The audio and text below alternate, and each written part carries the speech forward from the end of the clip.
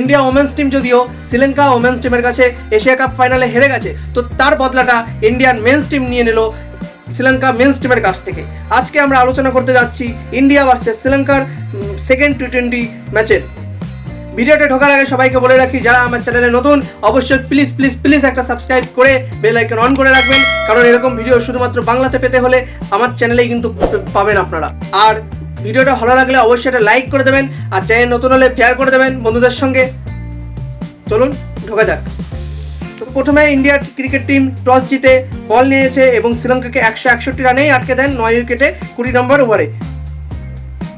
আর যদি শ্রীলঙ্কার ব্যাটিং প্রথমে দেখি, তো ব্যাটিংয়ে প্রথম নিশাঙ্কা 32 করেছেন 24 বলে, 5টা 4 মেরেছেন।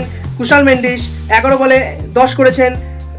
কুশাল আর পেরেরা করেছেন 34 বলে 53, মেন্ডিস করেছেন 23 বলে 26, চরিত হাসালঙ্কা করেছেন 12 বলে 14, আর দাসুন সানঙ্কা 1 বলে 0, তারপর আনন্দ হাসালঙ্কা 1 বলে 0, আর সবাই মোটামুটি তারা রান করেছে। তো এখানে প্রথমে শ্রীলঙ্কার যদি ব্যাটিং হিসাবে আমরা দেখি, শ্রীলঙ্কার ব্যাটিংয়ে কিন্তু আজ তেমন কেউ চলেনি, কিন্তু প্রথম নিশাঙ্কা ভালো শুরুটা করেছিলেন। আর যদি ভারতবর্ষের যদি আমরা বোলিং দেখি, বোলিংয়ে আজকে কিন্তু খুবই ভালো করেছে।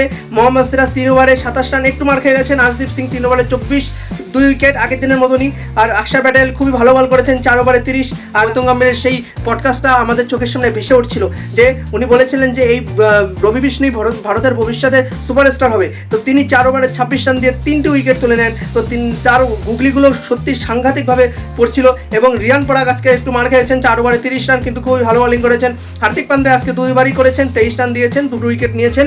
আর যদি তারপর আমরা ব্যাটিংয়ে দেখি, এখানে একটু হয়েছে যে বৃষ্টি এসে গেছিলো, তার জন্য কিছুক্ষণ ম্যাচ বন্ধ ছিল, কিন্তু মনে হচ্ছিল যে ম্যাচ মনে হয় ক্যান্সেলই হয়ে যাবে, কিন্তু এখানে ক্যান্সেল হয়নি। পরে ডিএলএস পদ্ধতিতে 8 ওভারের জন্য ইন্ডিয়ার টার্গেট গিয়ে দাঁড়ায় 78 রান। এখানে প্রথমে ব্যাট করতে এসে একটা অসাধারণ জবাব দিল আজকে এসএসসি জয়সওয়াল। 15 বলে 30, 3টে 4, 2টো ছক্কা, 200 স্ট্রাইক রেটে খুবই ভালো খেলেছেন। কিন্তু সঞ্জু স্যামসন গত ম্যাচে শুভমান গিলকে বসিয়েছিলেন, কারণ শুভমান গিলের নাকি গলার এই জায়গায় কিছু পেইন হচ্ছে, তার জন্য তাকে বসিয়ে দিয়েছে। কিন্তু এই যে সঞ্জু স্যামসন 1 বলে মাত্র 0 রান করেছেন। এখানে একটা কথা বলে রাখি, সঞ্জু স্যামসনকে সবসময় ভারতবাসীরা বলে, ভারতীয় ক্রিকেট ফ্যানরা বলে যে তিনি খুবই আন্ডাররেটেড, খুব ভালো সত্ত্বেও তিনি চান্স পান না, তাকে চান্স দেওয়া হয় না। কিন্তু একটা কথা বলুন তো, তাকে যেই সময় চান্স দেওয়া হয়েছে সেই সময় কিন্তু উনি খাড়া দিতে পারেননি। তিনি জানেন যে আমার জন্য অপরচুনিটি খুব কম দিচ্ছে, কিন্তু যেটুকু দিচ্ছে আমার সেটুকু 2 হাত ভরে গ্রহণ করতে হবে। কিন্তু তিনি প্রত্যেকবারই সেটা ফেল হন। যেমন প্র্যাকটিস ম্যাচে হচ্ছে টি20 ম্যাচের ওয়ার্ল্ড কাপের আগে বাংলাদেশের সঙ্গে কিন্তু খেলা হয়েছিল, সেখানে কিন্তু সঞ্জু স্যামসন কিছুই করতে পারেনি। তার জন্য ঋষভ পান্ত ওখানে 50 মেরে দিয়েছিলেন, তাই তাকে নিয়েছিল কিপার হিসাবে।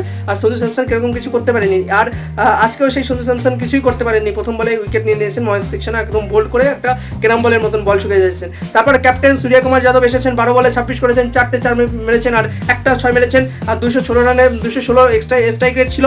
আর এখানে ভালো ব্যাট করেছে হার্দিক পান্ডিয়া, আমি বলেছিলাম বড় ম্যাচের বড় প্লেয়ার। 9 বলে 22 রান, 3টে 4, একটা অসাধারণ একটা 6 মেরেছিল লেগ সাইডে, একদম ধারাম করে মেরেছিল, অসাধারণ লেগেছিল শটটা। 244 স্ট্রাইক রেটে। আর ঋষভ পান্ত 2 বলে 2 করেছেন।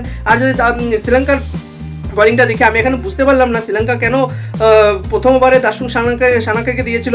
এখানে তিনি মাথিসা পাতিরানো বা অন্য কোনো বলারের সঙ্গে যেতে পারতেন, কিন্তু শ্রীলঙ্কার আজকে কোনো বলারাই আজকে পাত্তা পাননি, সবাই মোটামুটি মার খেয়েছেন। তো এটি ছিল আজকের ভিডিও। দেখা হচ্ছে আরেকদিন আরেকটি ভিডিওতে। ততক্ষণের জন্য ভালো থাকবেন, সুস্থ থাকবেন, ধন্যবাদ।